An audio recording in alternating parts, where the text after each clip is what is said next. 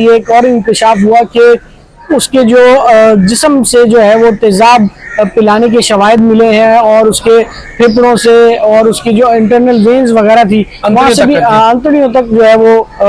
और फिंगरप्रिंट्स जो है वो मिटाए गए। इसी तरह से जो गेस्ट हाउस का मामला ज़ेरे गर्दिश था मेन स्ट्रीम में भी और सोशल मीडिया पे भी, आज उस हवाले से भी खबर आई कि वो 3 मंजिला जो गेस्ट हाउस था उसे सील कर दिया गया और वहां पर काम करने वाले 6 मुलाजमिन को भी हिरासत में ले लिया गया। हमारा सिस्टम स्लो है विच वी कि this is also a part of their script, it's a scripted thing. वो प्रिपेयर होकर आते हैं कि हमने आज ये करना है और फिर सब कुछ रुक जाएगा। अस्सलाम वालेकुम दोस्तों, मैं हूं शाहिद हुसैन और मेरे साथ है अमीन अनवर। एक बार फिर हम मीर रजा के कत्ल से मुताल्लिक कुछ तफसीलात जो है वो आपके सामने रखेंगे। गुज़श्ता रोज़ से अब तक होने वाली जो पेशरफ्त है वो आपके सामने रखेंगे और ख़ास तौर पर चूँकि जो अफवाहें फैलाई जाती हैं सोशल मीडिया के ऊपर, मीडिया पर भी बाल दफ़ा ऐसी खबरें आ जाती हैं जिसकी वजह से अवाम में गम और गुस्सा पाया जाता है। तो लिहाजा गम और गुस्सा तो यकीनन जिस तरह कत्ल किया गया बेहमाना तरीके से और उसके बाद फिर शराब छुपाने के लिए इवन के तेज़ाब तक पिलाया गया और बदतरीन हालत में जो है उसको तशद्दुद के बाद मारा गया। तो ना सिर्फ माँ बाप बल्कि कराची में और ख़ासतौर पर पूरी दुनिया में जहाँ जहाँ जी शऊर शख्स या अफराद रहते हैं उनमें इसी तरह के ही जज्बात होने चाहिए जिस तरह के जज्बात मीर रजा के वालिदैन में, उनकी फैमिली में देख रहे हैं या फिर उनके वकील जिब्रान नासिर में देख रहे हैं। और इसी तरह उनके जज्बात को देखते हुए जो कराची वाले हैं उनके अंदर भी गम और गुस्सा पाया जाता है, क्योंकि अक्सर औकात इस तरह के केसेस या इस तरह के वाक़यात सामने आते हैं। कुछ जो है अपनी ज़ाती दुश्मनी, अनाद या किसी भी वजह से किसी शहरी को मार देते हैं तो उसके बाद फिर उसकी शनाख्त छुपाने के लिए यही कुछ किया जाता है जो मीर रजा के साथ किया गया कि उसके फिंगरप्रिंट्स भी मिटाए गए, चेहरा मस्क किया गया और न जाने क्या क्या कुछ हशर किया गया। तो मैंने खासतौर पर यह भी सवाल किया कि चूंकि उसने जो मोबाइल फ़ोन पे जो खासतौर पर जो सोशल आईडी थी वो हटा दी, तमाम डिजिटल प्लेटफॉर्म से दूर हो गया था, तो उसकी वजह क्या है, उसका मुझे क्या जवाब मिला वो भी आपके सामने रखेंगे। आई मीन चूँकि आज बड़ी पेशरफ्त हुई है, खासतौर पर कल से लेके अब तक जो है वो न सिर्फ पुलिस की तब्दीली हुई बल्कि जुडिशल कमीशन के लिए जो है सूबाई हुकूमत ने एक बार फिर फैसला किया। फिर वालिदैन ने मुखालफत की। क्या मुखालफत की, 2 अलग अलग चीज़ें थी वो सामने रखेंगे। गिरफ्तारियाँ भी हुई, फार्म हाउस अपना गेस्ट हाउस के बारे में भी बताया गया कि उसको सील किया गया। तो आज की पेशरफ्त के बाद और उसके बाद जो खासतौर पर जो एक लोगों के अंदर गम गुस्सा पाया जाता है उस पर आप क्या कहेंगे खासतौर? देखिए, शायद अब मैं समझता हूँ कि कुछ मामला जो है वो किसी हद तक दुरुस्त डायरेक्शन में मामला चलना शुरू हुए हैं, क्योंकि जो नई इन्वेस्टिगेशन टीम बनाई गई है आमिर फारूकी की सरबराही में, उसका आज पहला इजलास था जिसमें वालिदैन को भी बुलाया गया है, उनके वकील भी पेश हुए हैं। और उसके बाद हमने देखा है जो पुरानी वाली इन्वेस्टिगेशन टीम ने जो काम नहीं किए थे, इस टीम ने काम की इब्तिदा जो है वो वहीं से शुरू की है, क्योंकि पहले सबसे पहले जो स्टेटमेंट होता है वो कंप्लेनेंट साइड का होता है और उसी को मद्देनजर रखते हुए आज उन्हें बुलाया गया था अपने स्टेटमेंट के लिए, क्योंकि वालिदैन के पास जो मालूमात होंगी इस हवाले से वो यकीनन इन्वेस्टिगेशन टीम के सामने रखी जाएंगी और उनको बताया जाएगा कि उनके पास क्या क्या ऐसे शवाहिद मौजूद हैं जिससे उनका ये मौक़िफ़ दुरुस्त साबित हो कि ये सुसाइड नहीं बल्कि एक मर्डर था, एक कत्ल था। और बड़े बेईमाना तरीके से जैसे जैसे रिपोर्ट्स आती जा रही हैं, तफसीलात आती जा रही है, आज जैसा कि ये एक और इंकशाफ हुआ कि उसके जो जिस्म से जो है वो तेज़ाब पिलाने के शवाहिद मिले हैं और उसके फेफड़ों से और उसकी जो इंटरनल वेन्स वगैरह थी वहाँ से भी आंतड़ियों तक जो है वो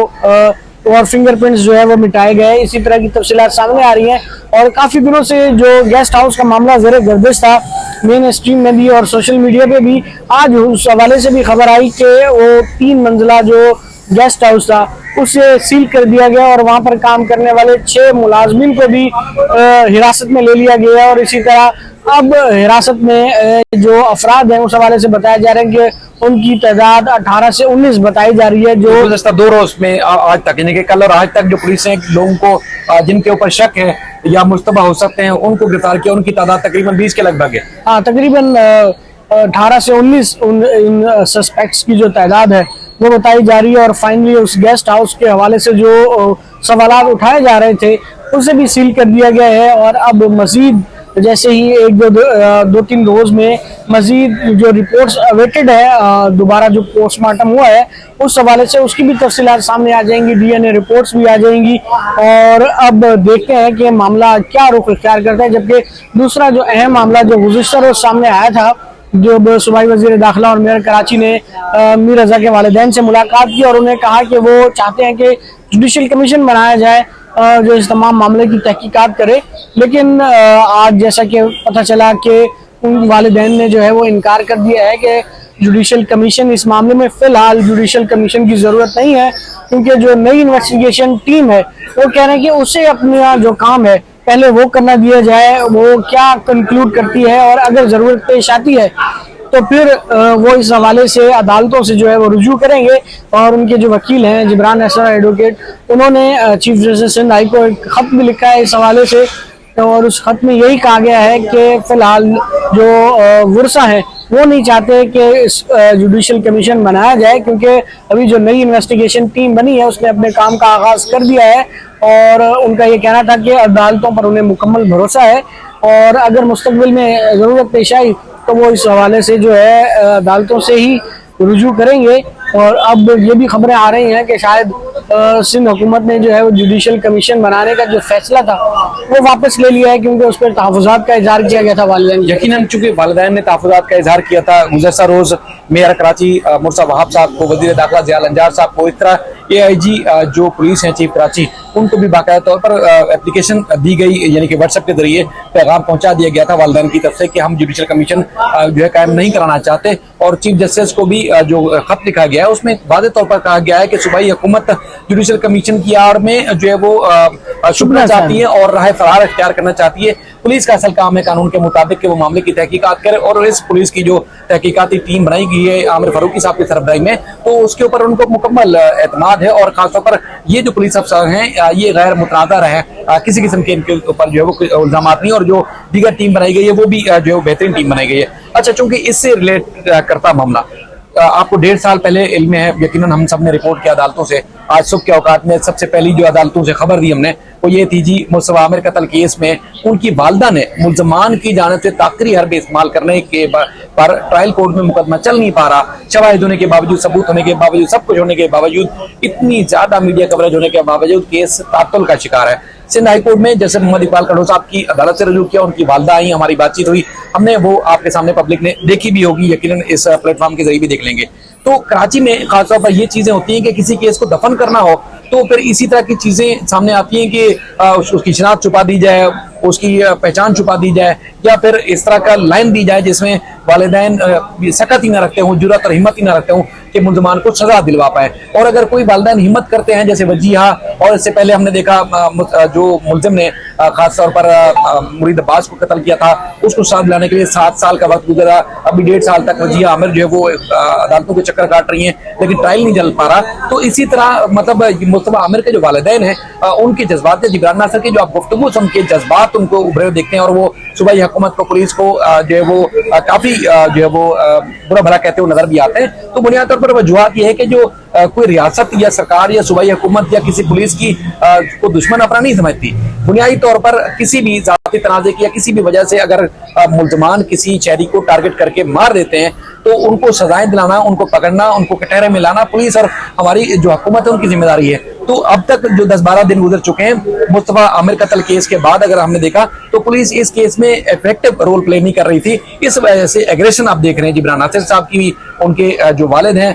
हसन अमीर जो है उनकी, या उनकी वालदा और बहन की भी इसी तरह के जज्बात देख रहे हैं। तो क्या ये बात दुरुस्त है कि ख्वार होना पड़ता है, लंबा ख्वार होना पड़ता है इंसाफ लेने के लिए, इसलिए जज्बात ये सारे नजर आ रहे हैं शहरियों के? देखिए, शायद मैंने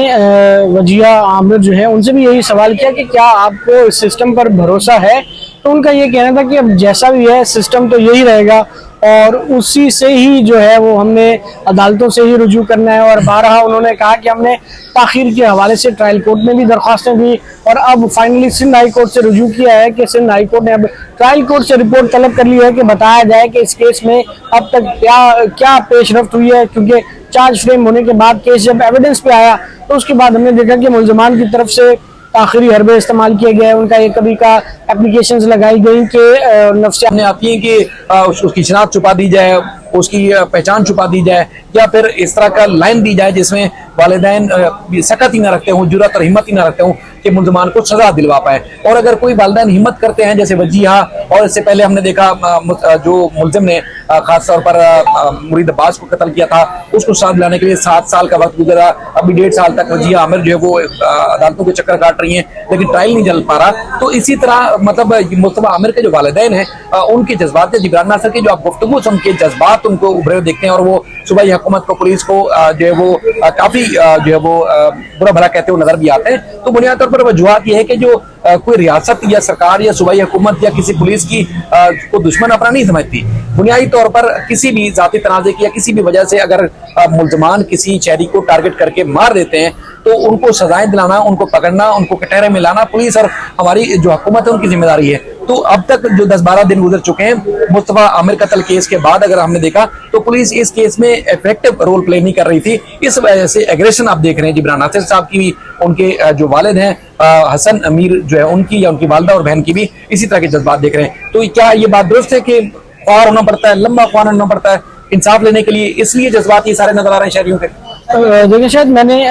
वजिया आमिर जो है उनसे भी यही सवाल किया कि क्या आपको इस सिस्टम पर भरोसा है, तो उनका ये कहना था कि अब जैसा भी है सिस्टम तो यही रहेगा और उसी से ही जो है वो हमने अदालतों से ही रुजू करना है। और बारहा उन्होंने कहा कि हमने ताखीर के हवाले से ट्रायल कोर्ट में भी दरख्वास्तें दी और अब फाइनली सिंध हाई कोर्ट से रुजू किया है कि सिंध हाई कोर्ट ने अब ट्रायल कोर्ट से रिपोर्ट तलब कर ली है कि बताया जाए कि इस केस में अब तक क्या पेशरफ्त हुई है। क्योंकि चार्ज फ्रेम होने के बाद केस जब एविडेंस पे आया तो उसके बाद हमने देखा कि मुल्ज़मान की तरफ से आखिरी हरबे इस्तेमाल किए गए, उनका एक कभी का एप्लीकेशंस लगाई गई कि नफ्सियाती जो है वो मुआयना कराया जाए, क्योंकि और कभी मुल्ज़िम ने यह कहा कि वो अपना वकील तब्दील करना चाहता है, कभी उसकी वकील से लड़ाई, कभी अपने वालिदैन से लड़ाई और कभी वकील करने से ही इनकार कर दिया और कभी जो है वो तबीयत खराब होने का जो है वो अदालत को बताया। और इसी तरह करते कराते अब तकरीबन कोई 1.5 साल पौने 2 साल होने को हैं और ट्रायल अभी सही तरह से शुरू नहीं हुआ। चार्ज फ्रेम होने के बाद जो विटनेसेस हैं उनके बयान रिकॉर्ड नहीं हुए और अभी जो मुल्जिम के खिलाफ जितने भी केसेस हैं, एक और दरख्वास्त लगाई गई है कि उन तमाम केसेस को यकजा किया जाए। उस दरख्वास्त पे अभी आर्गूमेंट्स होना बाकी है। तो जैसे कि आपने मुरीद अब्बास के केस का भी हवाला दिया, उसमें भी एक सीसीटीवी मौजूद होने के बाद और तमाम शवाहिद होने के बावजूद 7 साल का अरसा लग गया। तो ये एंटी टेररिज्म कोर्ट्स बनाई गई थी, इनको स्पीडी ट्रायल कोर्ट्स भी कहा जाता है और इसमें जैसे कि और मुरीद अब्बास का केस भी मॉडल ट्रायल कोर्ट में चल रहा था, उसके बावजूद 7 साल का अरसा लग गया। तो इस केस में भी जैसे कि मुस्तफा आमिर के अगवा और कत्ल केस में वो भी इसी से मिलता जुलता केस था। डेड बॉडी को जो है वो गाड़ी में डाल के जला दिया गया था मकतूल को, और इस केस में भी अब उसी तरह ही के कुछ जो सिम्टम्स है उसी तरफ ही मिलता जुलता तशद्दुद किया गया। उसमें भी यही था कि पहले तशद्दुद का निशाना बनाया था घर पे और उसके बाद गाड़ी में डाल के हब के इलाके में जाके गाड़ी समेत जला दिया गया था पेट्रोल छिड़क के। तो उस केस में भी अभी आपने देखा कि पौने 2 साल होने को है, लेकिन ट्रायल भी किसी तरफ जाता हुआ या कंक्लूजन की तरफ जाता हुआ मामला नजर नहीं आ रहा। लेकिन अब मीर रजा के जो भी वाकया हुआ है, अगर फाइनल रिपोर्ट अभी आना बाकी है कि ये मर्डर था या सुसाइड था, लेकिन जो अब तक की पेशरफ्त हुई है उससे बजाय यही लगता है कि ये एक मर्डर था और बड़े बेईमाना तरीके से किसी प्रोफेशनल लोगों से ये काम या तो कराया गया है या किया गया है। जिस तरह की तफसीलात सामने आ रही हैं कि फिंगरप्रिंट्स लाए गए, तशद्दुद हुआ और उसके बाद जो फायर है वो बैक से हुआ, पीछे से गोली मारी गई, और इन तमाम चीज़ों को देखते हुए वो मामला जो है वो मर्डर की तरफ ही और कत्ल की सेक्शंस भी आज तो खबर ये भी आई कि 302 की सेक्शन का इजाफा कर दिया गया, उसके साथ साथ 201 यानी शवाहिद छुपाने के और उसके बाद 365 अगवा की सेक्शंस भी उसमें तमाम लगा दी गई हैं मुकदमे में। और अब बाकायदा तौर पर प्रॉपर इन्वेस्टिगेशन जो है वो शुरू हो गई है। तो अब देखते हैं जो नई इन्वेस्टिगेशन टीम है वो क्या इन्वेस्टिगेशन करती है और कितने दिन में इन्वेस्टिगेशन कंप्लीट होती है और उसके बाद जब चालान अदालत में जमा कराया जाएगा इसमें, क्योंकि अभी बहुत सारी चीज़ें होना बाकी हैं। फाइनल रिपोर्ट आएगी, फॉरेंसिक रिपोर्ट आएगी, केमिकल एग्जामिनेशन की रिपोर्ट आएगी, उसके बाद वेपन रिकवर होना अभी बाकी है, मुल्ज़मान को ट्रेस करना बाकी है। तो अब देखते हैं कि FIR कटने के इब्तदाई जो 14 दिन होते हैं उसमें पुलिस क्या इन्वेस्टिगेशन और क्या पेशरफ रिपोर्ट अदालत के सामने रखती है। बिल्कुल ठीक, बिल्कुल सही कह रहे हैं आप। देखिए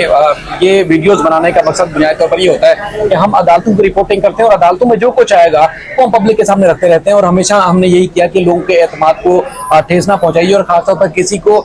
इस तरह की वीडियो बना के टारगेट करना भी मकसूद नहीं होता। मजलूम है जो उनको इंसाफ मिले और हमेशा मजलूम को ही इंसाफ दिलाने के लिए हम अपना ये वाला प्लेटफॉर्म जो है इस्तेमाल करते हैं। अब चूंकि हम माजी में जो हमारे पुराने देखने वाले हैं उनके लिए और जो नए देखने वाले हैं कि जब तक हम खुद क्लियर ना हो कि वाकई ही ये एक मर्डर है, वाकई ही वालिदैन के साथ, फैमिली के साथ जो वो ज्यादती की गई, उनके जवान बेटे की जिंदगी छीन ली गई और उनके फैमिली मामला में पढ़ने की किसी को जरूरत नहीं है कि कौन क्या है। हर किसी की जाती जिंदगी में बहुत कुछ चल रहा होता है, लेकिन जो मर्डर हुआ एक नौजवान बेटे का, तो उसको छुपाने के लिए, उसको जिस तरह शवाहिद सामने आए कि एक तो ये कि अगर शराब छुपाने के लिए मर्डर करने के बाद जो है वो तेजाब जो डाला गया या तशद्दुद किया गया, ये जो चीजें आई हैं रिपोर्ट में,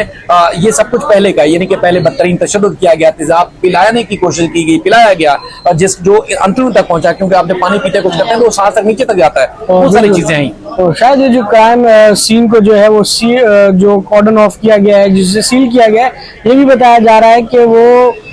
प्राइमरी क्राइम सीन नहीं है। ये भी बताया जा रहा है कि असल वाकया कहीं और हुआ है और उसके बाद जो बॉडी है उसको यहाँ लाके फेंका गया है। जहाँ कि असल जब वाकया हुआ वो जगह तक पुलिस नहीं पहुंच सकी कि असल मर्डर कहाँ हुआ, कत्ल कहाँ हुआ, तशद्दुद कहाँ गया मीर रजा के ऊपर, क्योंकि वो जो जिसे कॉर्डन ऑफ किया गया है वहाँ पे कह रहे हैं कि ब्लड इतनी ज्यादा मिकदार में नहीं मिला जिससे ये लगता हो कि यहीं पे ही ये सारा वाकया हुआ है। लगता यही है कि किसी और जगह पे ये तमाम चीजें हुई और उसके बाद जो डेड बॉडी है उसे वहां लाके फेंका गया है। बिल्कुल। तो बाकी जिस तरह मैं आपसे कह रहा था कि जिस तरह अग्रेशन देख रहे हैं, चाहे वो जिब्रान नासिर की गुफ्तगू देखें या उनके वालिदैन की, तो सूबाई हुकूमत के कुछ हल्कों में ये तासुर पाया जाता है कि देखें जी ये वक्त से पहले जज्बाती जो है वो मौक़िफ़ इख्तियार किया गया है, वक्त से पहले बहुत कुछ किया गया है, ऐसा नहीं है वैसा नहीं है। देखिए एक तो चीज वाज़ेह है कि किसी ताकतवर वजीर या कोई सूबाई हुकूमत का कोई नुमाइंदा या रहनुमा हो सकता है, ये अंदाजन कहा जा रहा है, लेकिन कुछ लोग नहीं जाने से बराह रास्त लोगों के नाम लिए जा रहे हैं। फिल वक्त ना तो कहीं तहकीकात में किसी का नाम आया है और ना ही किसी के ऊपर शक किया जा रहा है, तो इसलिए किसी को टारगेट करने के बजाय असल जो मुल्ज़मान है उनको सुराग लगाकर तलाश किया जाए, उस पर फोकस किया जाना चाहिए, जिस तरह वालिदैन कर रहे हैं, जिस तरह उनके वकील जिब्रान नासिर कर रहे हैं। अगर जिस तरह एक अफवाहें फैलाई जाती है मुख्तलिफ तरीकों से सोशल मीडिया पे, उस पे अगर कोई जो है एक दूसरे के पीछे लग पड़ेंगे, जो उसने ये कहा उसने ये किया और बगैर सोचे समझे तहकीकात के, तो यकीनन ना सिर्फ उससे केस खराब होता बल्कि असल मुल्ज़मान तक पहुंच ही कोई नहीं पाता। तो इसलिए किसी को बदनाम करने या किसी के ये ताकतवर वजीर फलां है तो वो हो सकता है उसके पीछे लग जाए तो उससे तहकीकात यकीनन खराब होती है। तो इन चीजों में पब्लिक जो है, व्यूअर्स जो है, खासतौर पर मेरी रिक्वेस्ट है उस तरह पीछे ना पड़े। बाकी ये कि फर्दर जिस तरह अपडेट्स होती रहेंगी आपके सामने जरूर रखते रहेंगे। इस केस में मैंने पहले कहा कि हम क्लियर हैं कि वाकई ये सब कुछ हुआ है और ना सिर्फ हुआ है बल्कि बदतरीन तरीके से जो है वो बच्चे का कत्ल किया गया है। तो जब ये क्लियर है तो उसके बाद हम आपके सामने जो जो चीजें रखेंगे वो ना तो किसी को टारगेट करने के लिए होंगी, ना किसी को बदनाम करने के लिए होंगी, ना ही किसी को जो है वो मुताजा बनाने के लिए होंगी, बल्कि हकीकी मानों में जो असल रिपोर्टिंग होती है हम कोशिश करेंगे वो करेंगे, क्योंकि बहुत सारी चीजें ऐसी होती हैं जो पब्लिक नहीं कर सकते, लेकिन चल बहुत कुछ रहा है। कोशिश करेंगे आने वाली वीडियोस में बहुत सारी चीजें आपके सामने रखें। अपना बेहद ख्याल रखिएगा। अल्लाह हाफिज।